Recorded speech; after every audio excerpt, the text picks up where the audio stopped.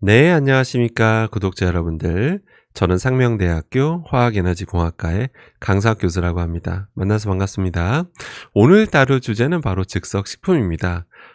저도 개인적으로 굉장히 관심이 있어 하는 주제인데요. 그 이유가 뭐냐면 저도 이제 대학교에 몸을 담고 있다 보니까 학생들을 많이 보잖아요. 당연히 대학교 안에 편의점이 있습니다. 뭐 여러분 골목에도 많지만 그러면 아무래도 이제 이런 편의점에서 이런 식사를 해결하는 학생들이 정말 많습니다. 요새 정말 많거든요. 그러다 보면 아무래도 이제 저도 이제 교수로서 아무래도 좀 걱정이 많이 되는 것도 사실이고요. 그래서 아무래도 저도 늘 관심이 있었는데, 그리고 또 우리나라 편의점 숫자가 이제 일본을 앞질렀다라고 합니다.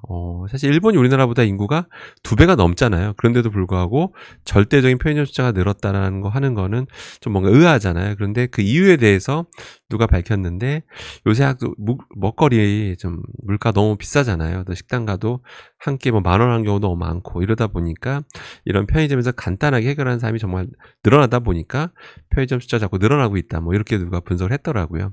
그러다 보면 이제 아무래도 즉석식품 섭취량이 늘어날 수밖에 없잖아요. 그죠? 이런 편의점이 무슨 신선식품을 파는 곳은 아니잖아요. 그죠?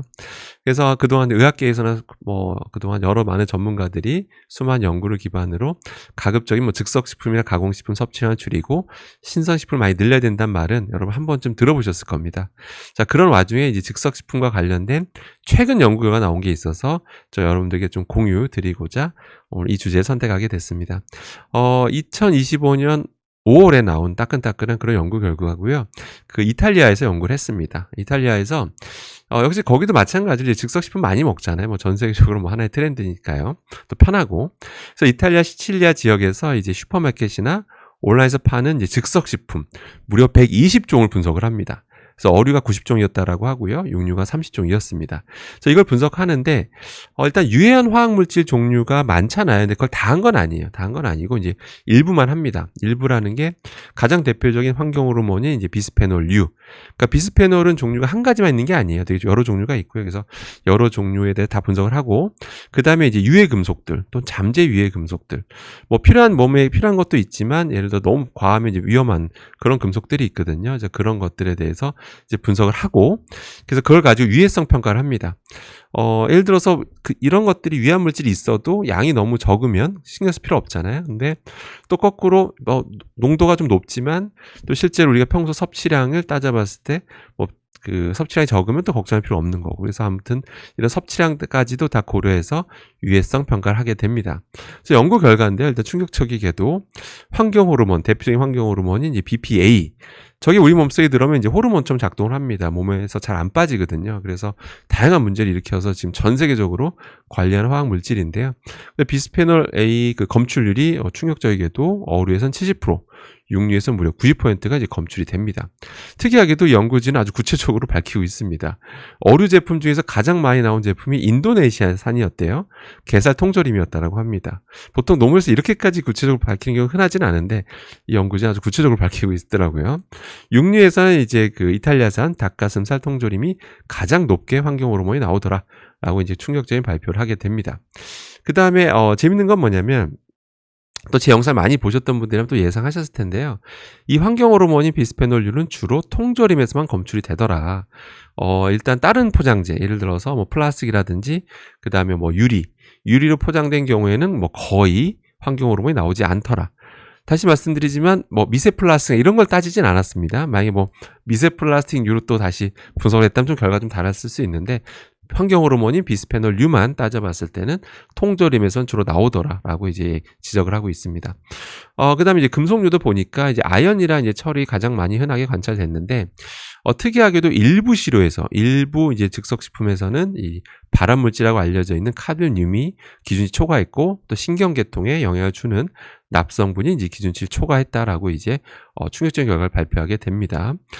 근데 이 연구진이 그것까지는 안 밝혀놨는데 제가 이제 미리 답을 드리자면 이게 어류를 많이 관찰했잖아요. 근데 어류를 관찰하면 어쩔 수가 없어요. 그러니까 카드뮴과 납이 좀 높게 나오는 이런 제품이 나올 수밖에 없습니다. 뭐 제 영상 많이 보신 분은 아시겠습니다만 이 바다가 오염돼 가면서 이제 어류 쪽에서 이런 중금속 농도가 좀 높게 나오는 게 요즘 추세입니다. 그렇게 참고하시면 되고요. 그래서 이제 위해도 평가를 해봅니다. 이제 위해도 평가를 해보니까 사람들의 어떤 주간 섭취량 이제 고려해서 평가를 해보니까 다행히도 그 까다롭다는 유럽연합 기준으로 따져봐도 기준치 이내더라라고 해서 그나마 이제 다행이었죠. 그런데 사람 얘기 끝까지 들어야 되죠. 이제 그러나 이 연구진이 다시 살펴보니까 EFSA라고 해서 유럽 식품안전청입니다. 여기서 최근에 그 환경 호르몬 BPA에 대해서 기준을 이제 새로 설정을 했는데요.